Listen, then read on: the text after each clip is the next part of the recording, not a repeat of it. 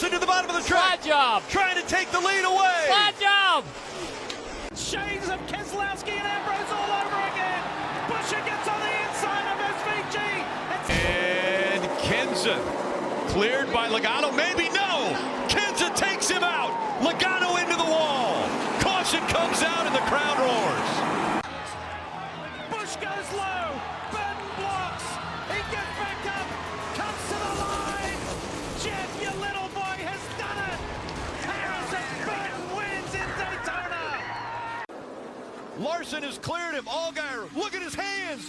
Now looks to the Here bottom. comes Larson off turn 2. Larson's got the run down the back. Can he win 2 days in a row? The rookie. Can he battle Kyle Busch 2 days in a row? He battled him yesterday and beat him. Here he comes. Diving to the inside. Kyle took the block. He blocked him.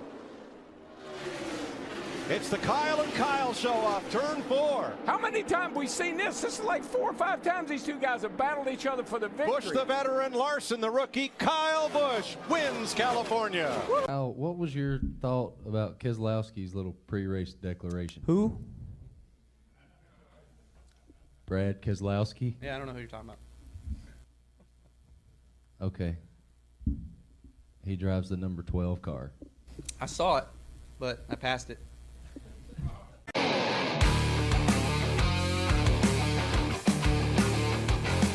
Hello guys, and welcome back to another episode of Calamity Corner. It's me, James, once again. This is now episode 9, and I'm joined with a different guest this week. His name is Nick. He is the creator of our Pick'em League that me and Mike were discussing a few episodes ago. How you doing, Nick? I'm doing really good. Thanks for having me on the show, buddy. Appreciate the invite. Of course. And I just want to start off by saying I listen to this every day at work.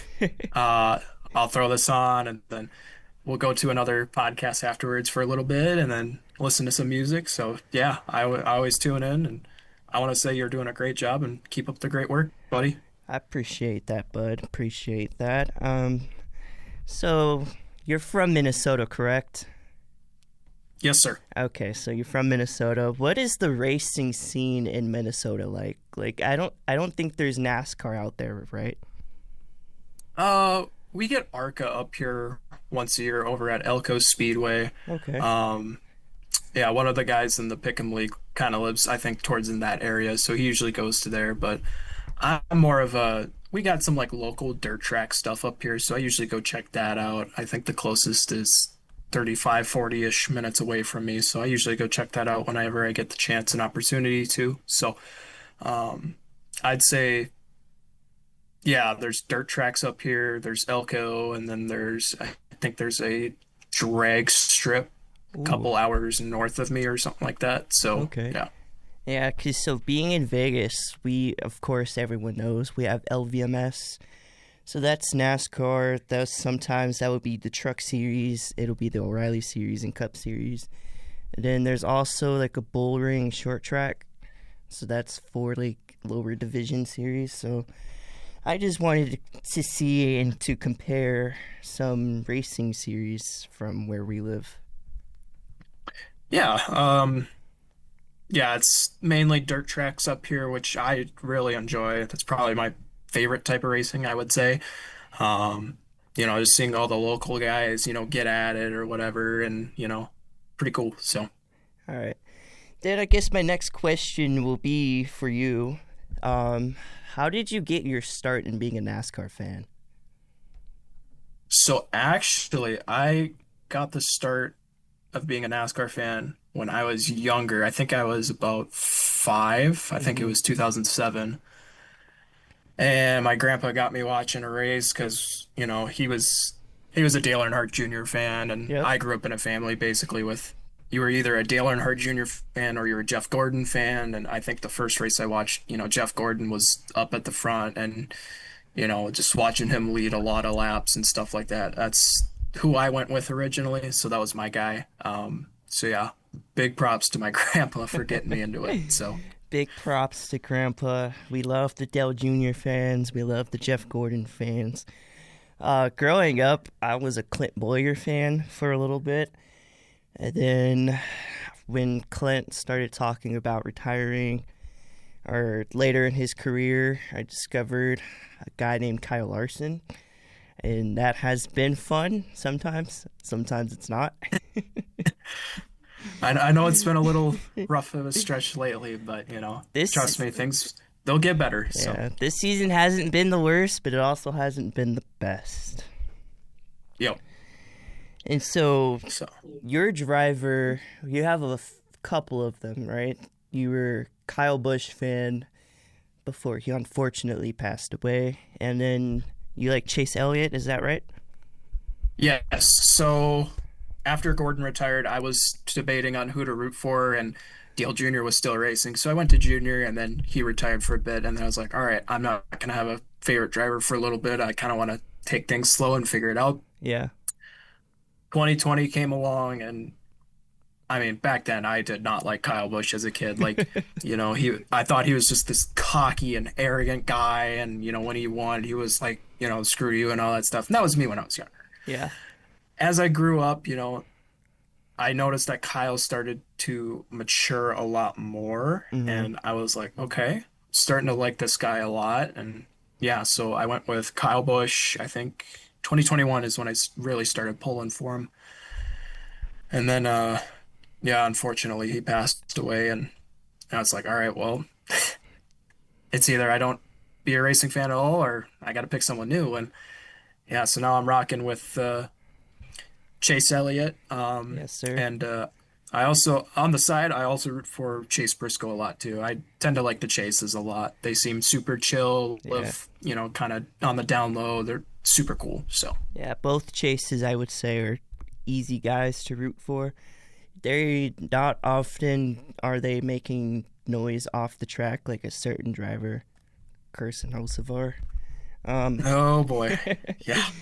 But they're also winning races, right? Like Chase Briscoe, he got his big break last year with Joe Gibbs Racing after Stuart Haas unfortunately got downsized. Because, they're still kind of racing today, but it's a single-car team, and they're not very competitive. But you love to see guys like Chase Briscoe get those opportunities because he does have talent, right? And he showed that. Absolutely. He showed that in the Xfinity Series when he was battling. I remember one race he was battling Kyle Busch at Darlington, and he beat him. And that was that was really my first race that I've took a notice to Chase Briscoe. I'm like, damn, this guy is pretty good. Yeah, that happened twice. I remember when it was called the Xfinity Series in 2020, and then the Cup Series in 2024. Yep. I think. Yep. Okay. Southern 500. Yeah. He just held him off, and I was just super impressed because literally after I think it was that last restart, both him and Busch were gone. Like they were like 5 or 6 seconds ahead of the field. I was like, where did everyone go? Yeah, those guys just took off. It was crazy. That was insane, but that was pretty sweet. So, yeah. All right, so we'll move on to some breaking news of sorts. NASCAR has announced their updated superspeedway package that will debut on August 29th at the regular season finale at Daytona. So the rear spoiler will now be shortened from 7 inches to 4 inches, which is the same height that is the intermediate tracks like Kansas and Las Vegas. And then in an effort to reduce drag, they reduced horsepower once again from 510 to 465. What are your thoughts about that, Nick? Like the rear spoiler, I'm all for shortening it, but reducing the horsepower is. I feel like it doesn't sit well with me. I feel like that's going in an opposite direction of what you would say fans would want. I would say we want more horsepower. Yeah, we all want more horsepower, and like people want like obviously they want 1,000. That's their goal. But Yeah. NASCAR's got to take that slow steps to progress that way. But I think the only thing most I could see them getting to again is probably maybe the 2014 package. I think it was 850 to 900. So And that that's the package was amazing. yes, that package was amazing. Like I think that was really the first full season I watched entirely, and I was amazed. I mean, it was basically Henrik versus Penske the entire time, and Oh then, yeah. Kevin Harvick made a splash there at the end, and Yep. yeah, ultimately, I thought it was a really good season. We had a couple upsets too with the Dinger and Eric Almirola, so that was Oh pretty yeah, for sweet. sure. So, yeah, so I thought that was super entertaining. I hope they can go back that route, but hmm knowing I don't know, knowing the next gen car, I don't know if it's not gonna be anything like that, but Yeah, it's a see what very, happens. for me personally, I have a very love-hate relationship with the next gen car. Because usually, if you're on like a 1.5 mile track, some fans would call it cookie cutters. I see that the racing is probably the best on those tracks. And then you get to short tracks, which they are coming up to this upcoming weekend, but you can't pass. You gotta like move drivers out of the way, and I just like as a fan, that isn't really fun to watch. You know what I mean? Yeah, no, I agree with you. I think it's been a struggle, obviously, for the short tracks with the package and everything. And then that's why they came out with all these like tires that last for like what, 40, 50 laps and Yeah. a certain amount of weather. And like, I'm all for that. That's entertaining. I don't know why some fans got to complain about that, when you can't pass or anything like that. But, Yeah.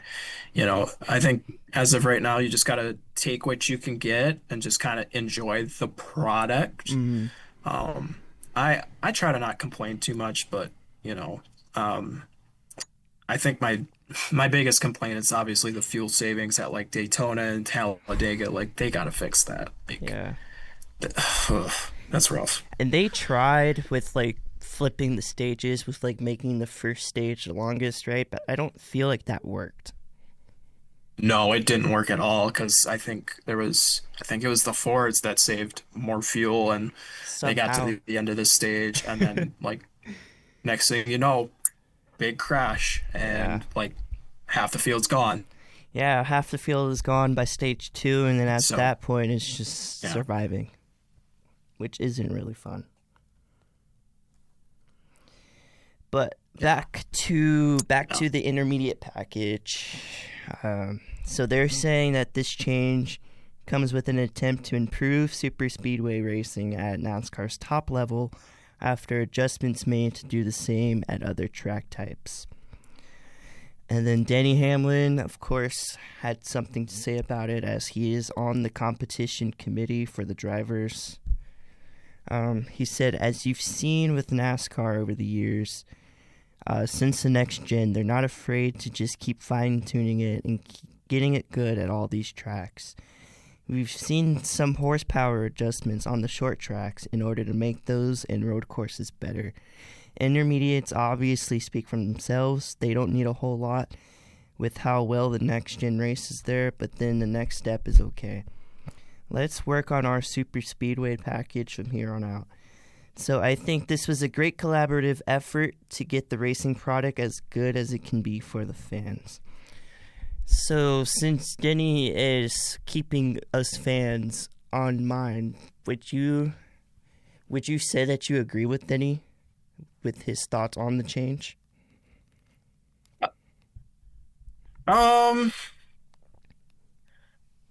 I don't know.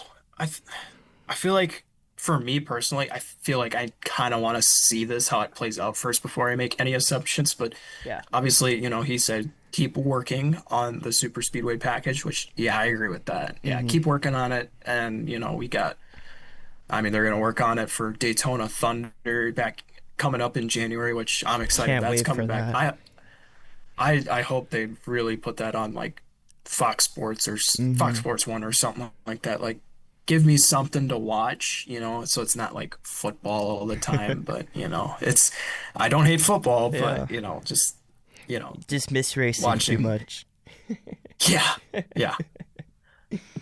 Any So- racing, I would say, is good racing. Even though I don't think NASCAR's off season is that long, but Last year, let's see. it felt like an eternity for me. For real. I bet Hamlin wanted it to go longer the way he lost that title, but that's a discussion for another time. Alright, so last thing on this package. So they said what comes next. Officials anticipate is maneuverability that allows drivers to reclaim their star power by entering their way back through the field on the track rather than pit strategy. So since they bring this up, do you feel like teams would still consider fuel savings? Or would that have to lead to them making a bigger change, like getting rid of the stages? I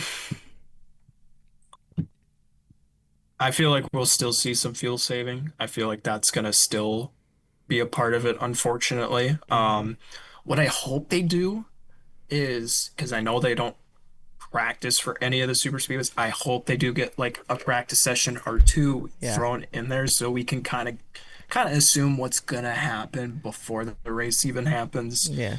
Like the only practice sessions we get for super speedways is for the Daytona 500, and that's it. Yep. Yeah. I wish every, super speedway race still had at least some sort of practice, because I guarantee you the fans, they don't want to go there and just see qualifying and then watch an O'Reilly or a truck race and then go home and then go back the next day just to watch the Cup, which, everybody wants to do that, but Of course. they want to see more action on the track instead of just qualifying. So, Yeah, for sure. I think NASCAR should consider bringing a practice session back at least. So I would say I'd agree with that, because I would say it's tough for the teams to like unload and then do a lap or two of qualifying and then have to be ready for the race, right? Because you never know what you have until it's on track. exactly. All right, so we'll move on to the next segment of the podcast. After we got Nick's introduction, we talked about the updated super speedway package. Now we're going to get into Atlanta a little bit. I would say that was a pretty good race. We got pack racing, we got aggressive moves, we even got a little bit of overtime, and then we got some big controversy after the checkered flag. What are your thoughts about that? Where should I start? What would be a good place? Obviously, the first stage surprised me with, how everyone was so Oh, yeah. separated from each other. I was like, whoa, this is kind of like older Atlanta. This isn't like what I'm used to seeing. So I was a little intrigued in that. And it looked like for a while it was going to be Penske versus Larson and Reddick and Hocevar maybe in there. Mm-hmm. So, and then they ended stage one and Blaney dominated that. And then, they all bunched together up in stage two. And, that was more what I expected to see. And then, honestly, overall, I thought it was great racing. A lot of controversy around our good friend Bubba Wallace there at the end there. So, getting to it with Ty Gibbs and then his move, if it was legal or not or whatever. And, so. Poor Sheldon. He was fighting for his life in the group chat, trying to prove his case. I'm like, we're not the NASCAR committee, bro. We can't change the result. I'm sorry. Yeah, and poor Mike for picking Bubba too, man. I feel bad for him. So yeah, Mike's having a rough pick'em season for sure. Yeah, I know someone who's having a much worse time than he is, but yikes. Real. All right, so this race stretched into Monday morning on the East Coast after a 4-hour weather delay, but I would say that the wait was worth it. So getting into the race a little bit, Ryan Blaney absolutely dominated.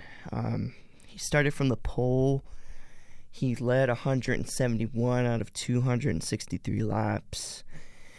He survived the late race chaos, and then he won in overtime. And then this was his second win of the season and his 19th career Cup Series victory.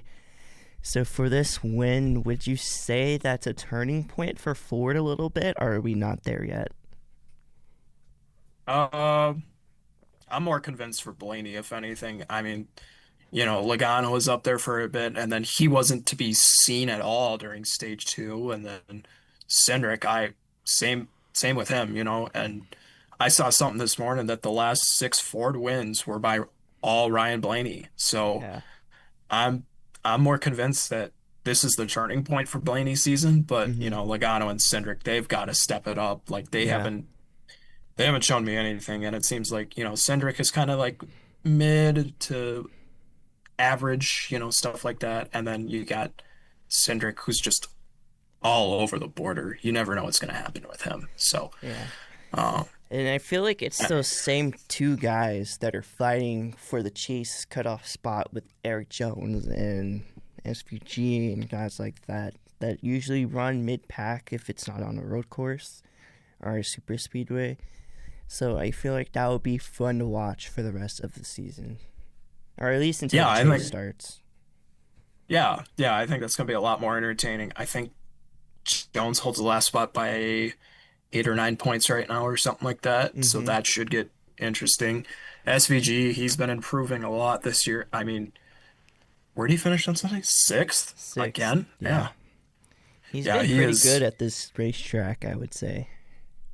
I mean, yeah, and I would say also behind him, as I'm looking at the points here, Ross Chastain is slowly creeping up into the picture. So if Trackhouse can turn a corner or something and get some wins, I could see Chastain making it and sneaking a spot away from, Eric Jones or Joey Logano or Cindric. I feel like there's going to be a couple big names that are not going to make the chase this year, and I feel like Logano is going to be one of them. Yeah, I mean, I thought going into the season it was going to be a little bit of a better year for him, but not horribly much. I mean, 2 top 5s and 6 top 10s through 20 races. Whew. That sounds like the Logano that can't benefit from a win and you're in anymore. And I feel like he has to change his driving style a little bit. Oh, yeah, absolutely. All right, so for the last segment of this episode of Calamity Corner, we're going to get into the Bubba Wallace penalty. And I feel like this is going to be the biggest story. It's going to dominate NASCAR conversation all week. Fans love to debate whether you like Bubba, you don't like Bubba. Yeah, I feel like everyone's going to have an opinion on it. So, for those of you that don't know, Bubba Wallace, he crossed the finish line in second place. But this was after he made a move on Carson Hocevar. He went below the white and yellow line. NASCAR says that's not allowed. If you gain position that way, you will have a penalty. And I feel like since this happened on last lap, NASCAR just dropped his position to the last car on the lead lap, and that was, 29th?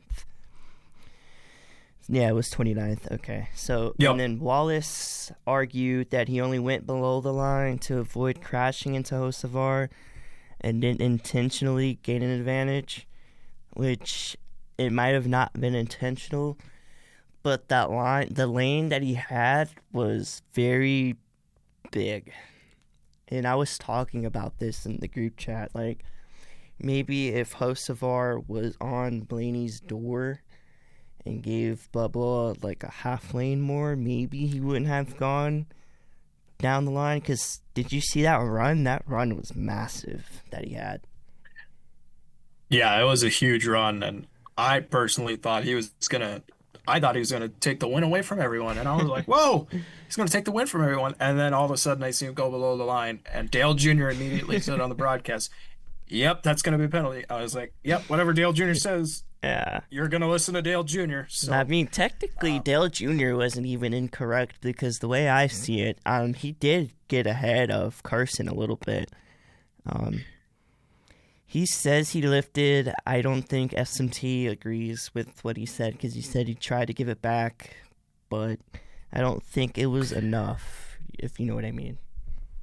my thing is, if he tried to give it back, he would have been easily behind Hocevar. But Yeah, like if you he know, just like you- got up behind Hocevar, that's a different conversation. I don't think NASCAR would have looked at it.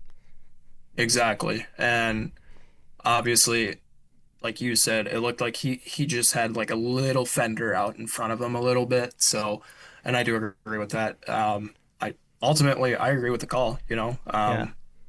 I mean, we've had this horrible controversy the last, I don't know how many years of it. I mean, I go way back. I mean, 2008 with Tony Stewart, or who was it? Is it Tony? Yes, it was Tony. Yeah. I think Regan threw a block on Tony, or Yep. Tony went below the line or whatever, and then they penalized Regan Smith for it. Yeah. And Tony forcefully went below the line. So ultimately, Tony shouldn't have won that race. But Yeah. knowing the name, yeah, they give it to him. And then 2020 with Denny Hamlin at Talladega with that crapshoot on the Yeah. last corner there of mayhem or whatever, me pulling for Matt DiBenedetto to get his first career win, and then I see Denny Hamlin just all four wheels below the line, and he's got like above, like in the picture you see there's a lane you can use that's above the yellow line. You Yeah. can pass them both and win, but Yeah. It's unfortunate the way it happens sometimes. yeah, it's very unfortunate. So Some fans like Shelton are left heartbroken, and some fans like Christopher Bell fans, I would say they benefited from that. And yeah, that's basically the story of the Bubba Wallace penalty. I want to thank you, Nick, for coming on this episode of Calamity Corner. It's been great having you on, and I can't wait to have you on for the next one. yeah, thank you for having me again. Super fun, and I'm going to continue to listen every day. So Appreciate that. All right. Thank you for listening to Calamity Corner podcast. If you want to learn more about me or the podcast, follow me on Instagram at jamesc._.24.